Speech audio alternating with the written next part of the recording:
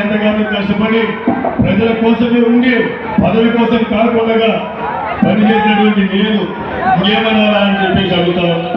15 సంవత్సరాలు నిబద్ధతతో పనిచేసిన, ప్రజాస్వామ్య నిత్యంగా పనిచేసిన అటువంటి నేను ఇంకా ఎంత బాధపడాల్సి వస్తుందని కూడా ప్రజలు ఆలోచన చేయాలి.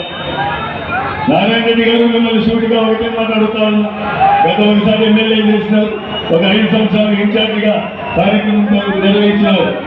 ఈ రోజు గెలిపేకపోతే ఓడిపోతారంటున్నారే, నీకు కుటుంబం ఎక్కువ, ఈ పదవి ఎక్కువ.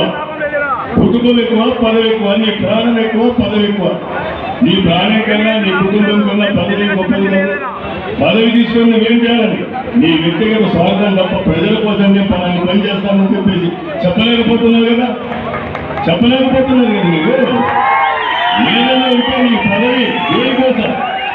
నేను 4 సార్లు పోటీ చేసినా ఓడిపోయినా, ఒక్కసారైనా గెలిపోయింది, నేను ఆ ప్రజాసేవ చేయాలనుకున్నానంటే అర్థం ఉంది. ఒకసారి ఎమ్మెల్యేగా చేసినావు, ఒకసారి ప్రతిపక్షంలో అదిగా ఓడిపోయినా కానీ బ్రహ్మాండంగా ఎమ్మెల్యే కన్నా దర్పం ఎలగబెట్టినావు. ఇంకా దేనికోసం ఆ పదవి ఏం చేయడానికి? కాబట్టి దయచేసి ప్రజలందరూ కూడా అర్థం చేసుకోండి, గమనించండి. ఈ పునాలు రెచ్చగొట్టినంత మాత్రాన ప్రజలు ఎవరు కూడా ఆ విధంగా లేరు. అలాగే ఆయన బెదిరింపులు కూడా ఎవరేమి, ఆయన దౌర్జన్యాలు కూడా ఎవరేమి సహించరు. అలాగే చనిపోతానంటే ఎవరు కూడా సానుభూతి చూపాల్సిన అవసరం కూడా లేదు. ఇది ప్రజాస్వామ్యం, ఇది ప్రజాస్వామ్యం. ప్రతి ఒక్క ఓటర్కి తన ఓటు ఎవరికి వేసుకోవాలనేటువంటి స్వేచ్ఛ ఉంటుంది. ప్రజలు గెలిపిస్తే వాళ్ళకి సేవకులుగా మేము ఉంటాం.